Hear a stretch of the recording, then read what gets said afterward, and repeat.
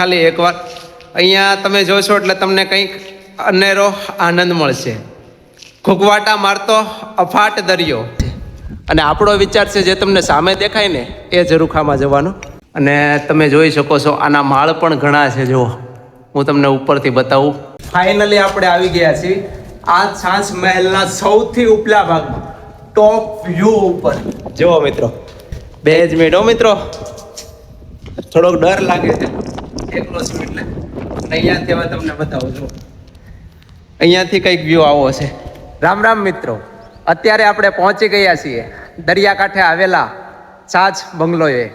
આજે આ મેઘરાજાની મહેરબાની પણ ઘણી હતી, જેમના કારણે ઘરેથી હું નીકળ્યો એટલે મારો બધો સામાન પણ પલળી ગયો અને હું પણ પલળી ગયો.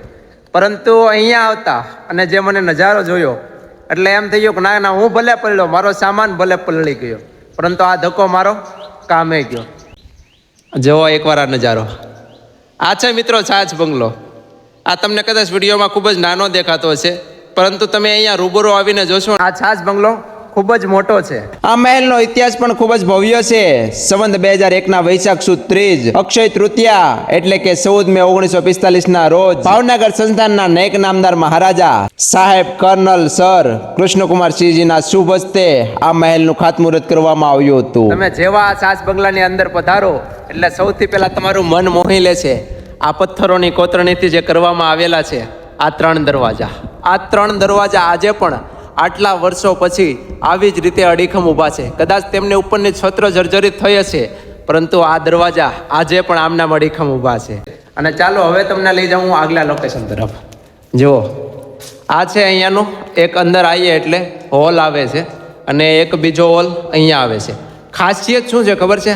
આટલા વર્ષો પછી પણ આમની જે તમે લાદી જોવો ને તો હજી આમનામ છે, આમને કોઈ પણ જાતનું અસર નથી થઈ. આ ઉપરની કદાચ છત છે તે જર્જરિત થઈ હશે. અને હું તમને એક વસ્તુ બતાવું, એ છે મિત્રો આ ઝરૂખો. આટલા વર્ષો પછી પણ આ ઝરૂખાને કોઈ પણ જાતની અસર નથી થઈ. અત્યારે જેવો તેવો વરસાદ શરૂ છે. તો ચાલો હવે સૌથી પહેલાં મેં તમને ઝરૂખો બતાવ્યો ને, તો જુઓ આ ઉપર ઝરૂખો છે અને તેને નીચે જવાની જગ્યા અહીંયા છે. આપણે અહીંયાથી આગળ વધીએ એટલે આ બાજુ અનેક ઓરડાઓ બનેલા છે. અત્યારે તેમની હાલત જર્જરિત થઈ ગયેલી છે બધા ઓરડાની. હવે હું તમને અહીંયાથી જુઓ આ બીજા ઓરડા જાય છે, અને આ મારા અંદાજે ઉપર ઝરૂખે જવા માટેનો રસ્તો હશે. આ પહેલા માળ ઉપર અત્યારે આપણે આવી ગયા છીએ, અને પહેલા માળ ઉપરથી આપણે જ્યારે વ્યૂ જોઈએ ત્યારે તમને અહીંયા એક નાનું આમ કહેવાય ને હવાબારી જોવા મળશે. અને હવાબારીથી કંઈક વ્યૂ આવો આવી રહ્યો છે. જુઓ મિત્રો, જો આ દાદરા આપણે નીચેથી આવ્યા અને આ જે દાદર છે આ દાદર ઉપર જાય છે. તો સૌથી પહેલાં હું તમને ઝરૂખો બતાવું જે મેં તમને બતાવ્યો હતો. નકર તમે કહેશો કે તમે ઝરૂખાનું નામ લીધું ઝરૂખો નથી બતાવતા. તો જુઓ મિત્રો, આ છે ઝરૂખો. હું આ ઝરૂખા ઉપર આવી ગયો છું. હું આ ઝરૂખામાં વિરાજમાન થઈ શક્યો છું, અને આ ઝરૂખાથી કંઈક વ્યૂ આવો આવે છે. આપણે આગળ વધીએ આપણી આ છાંચ મહેલની સફરમાં. તો અહીંયાથી તો આપણે ઉપર ચડ્યા, હવે ઉપલા માળે જઈએ છીએ. અહીંયાથી જુઓ અત્યારે જર્જરિત હાલતમાં છે, આ પૂરેપૂરો જર્જરિત હાલતમાં છે. અને તમે જોઈ શકો છો આના માળ પણ ઘણા છે. જુઓ, હું તમને ઉપરથી બતાવું, અહીંયાથી તમને વ્યૂ બતાવું. હવે જુઓ કેવો વ્યૂ છે. જુઓ આ છે કંઈક વ્યૂ. ઉપર પણ બીજો એક આવો નવો હોલ છે. પાછળનો ભાગ પહેલાં નથી બતાવો, તમને પહેલાં આગળનો જે વ્યૂ છે એ બતાવી દો. જુઓ મિત્રો, અહીંયાથી કંઈક વ્યૂ આવો આવી રહ્યો છે. અહીંયા હું ઉપલા ઝરૂખે ઊભો છું અને અહીંયાથી વ્યૂ આવો આવી રહ્યો છે. આ વ્યૂ તો તમે જોયો છે, જે પ્રવેશ દ્વાર સાઈડનો વ્યૂ છે. તો હવે પહેલા માળેથી જોઈએ આપણે જે પાછળની સાઈડનો વ્યૂ, કે આ વ્યૂ કેવો છે. જો તમે ખાલી એકવાર અહીંયા તમે જોશો એટલે તમને કંઈક અનેરો આનંદ મળશે. ઘૂઘવાટા મારતો અફાટ દરિયો, આ નીચે લીલોતરી, અને અહીંયા સુસવાટા મારતો પવન. અહીંયા તમે ઊભા રહેશો, તમને એમ લાગશે કે 2 પલ માટે હું અહીંયાનો જ રાજા છું. કારણ કે આ મહેલ જે તમને પિક્ચર કે મૂવીમાં ફિલ્મમાં દેખાડે તે જ રીતનો બનાવવામાં આવ્યો છે. એટલે 2 પલ માટે તમને એ આનંદ થશે કે હું અહીંયાનો રાજા છું. તમને બતાવું. જુઓ આ છે અહીંયાનો એક ઓરડો. જુઓ આ મહેલનો ઓરડો છે, જેમાંથી અત્યારે પાણી ટપકી રહ્યું છે.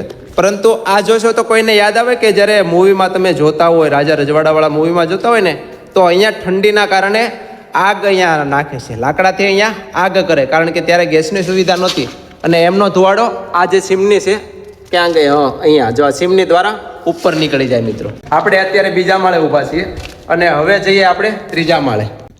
જુઓ અહીંયાથી આપણે હવે ત્રીજા માળે જવાનું છે. અહીંયા આપણે આવી ગયા છે ત્રીજા માળે અને અહીંયાથી વ્યૂ કેવો છે એ બતાવું. જુઓ આ આખી જગ્યા ખંડેર થઈ ગયેલી છે અને અહીંયાથી વ્યૂ કંઈક આવો છે અને આપણો વિચાર છે જે તમને સામે દેખાય ને એ ઝરૂખામાં જવાનો. અને જુઓ અહીંયાથી દરિયો દેખાય છે અને જે વરસાદ શરૂ છે તમે જોઈ શકશો મારા બેકગ્રાઉન્ડમાં છાંટા નાના નાના પડે છે. તો ચાલો હવે હું તમને છે ને ઉપર જ લઈ જાઉં સીધો. આપણે આવી ગયા છીએ આ છાંચ મહેલના સૌથી ઉપલા ભાગમાં, ટોપ વ્યૂ ઉપર. થોડોક ડર લાગે છે એકલો છું એટલે, અને અહીંયાથી હવે તમને બતાવું છું. અહીંયાથી કંઈક વ્યૂ આવો છે.